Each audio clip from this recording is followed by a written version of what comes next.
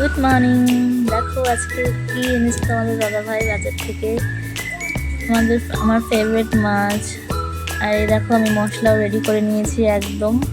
তোমাদেরকে বলছি এর মধ্যে কি কি দিয়েছি। এখানে পেঁয়াজ কুচি আর লঙ্কা কেটে রেখেছি, চিড়ে রেখেছি।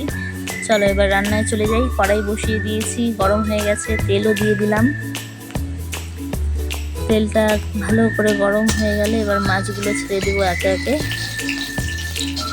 মাছগুলো আমি হালকা ভেজে নেব।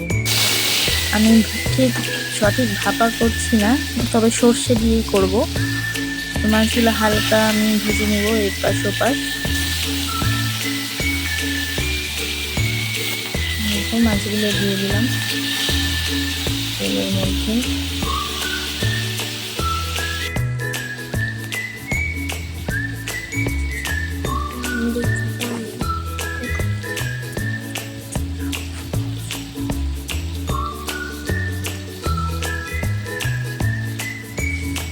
ইলিশ মাছ সবারই প্রিয়, শুধু আমার বলে নয়। এত টেস্টি মাছ এটা, আর এত এক্সপেন্সিভ, খুব টেস্টি তাই এক্সপেন্সিভ খুব। যাই হোক, আমার সবথেকে প্রিয় মাছ। দেখো এক পাশ হয়ে গেছে, এবার ও পাশটা হলেই নামিয়ে নিব মাছগুলো। জাস্ট হালকা ভাজো, এখন নামিয়ে নিব মাছ। যা উঠছেই না, ভেঙে গেলে আবার সমস্যা হয়ে যাবে। আস্তে আস্তে করে বাবা, আস্তে আস্তে নামাতে হবে। নামিয়ে নেব এক এক করে। দেখো নামিয়ে নিলাম। হালকা ভাজো, জাস্ট দিব আর এপাশ ওপাশ করে তুলে নেব। তুলে নিচ্ছি, হয়ে গেছে ভাজা, বেশি আর ভাজবো না।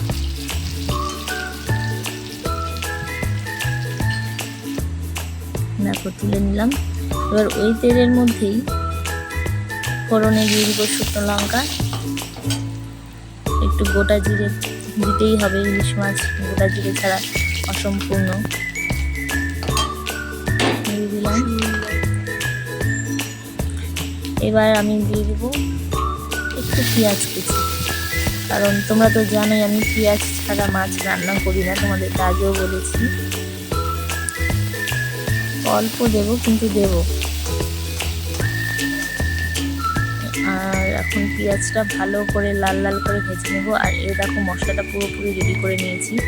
এখানে আছে সর্ষে, 4-5টে কাঁচা লঙ্কা একসাথে বেটে নিয়েছি। তারপর একটু জিরে গুঁড়ো, একটু ধনে গুঁড়ো, আর হলুদ, লবণ আর সর্ষের তেল দিয়ে ভালো করে মিক্স করে নিয়েছি পেস্টটাকে।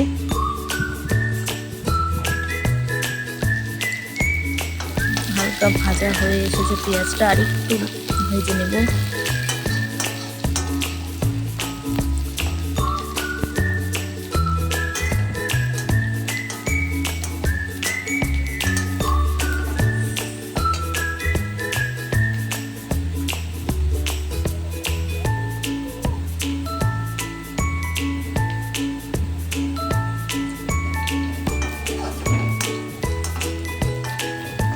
তোমাদের কার কার ইলিশ মাছ পছন্দ নয় তারা আমাকে কমেন্টে জানিও, আর কেন পছন্দ নয় সেটাও জানিও।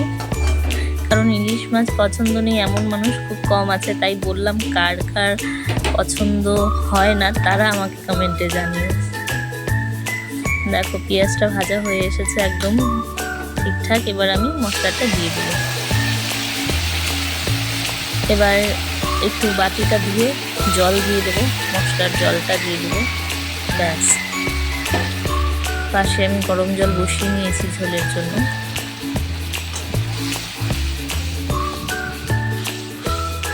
ভালো করে মশলাটা একটু কষাবো এখন, যতক্ষণ না তেল ছেড়ে আসছে।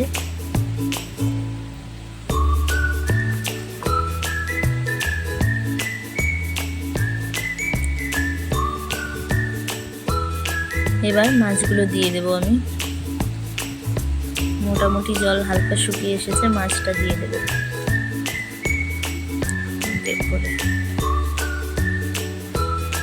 আর ইলিশ মাছটা একদম কাঁচা ইলিশ যেটা বলে আর কি, মানে স্টোরের নয়।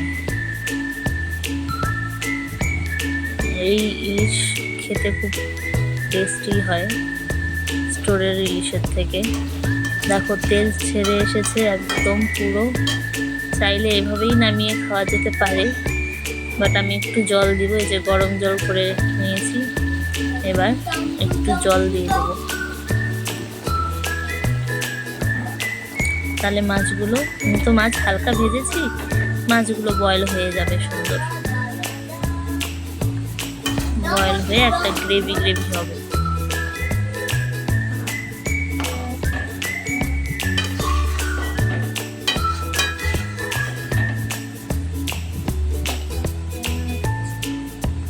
দেখো ঝোলও ফুটে এসেছে।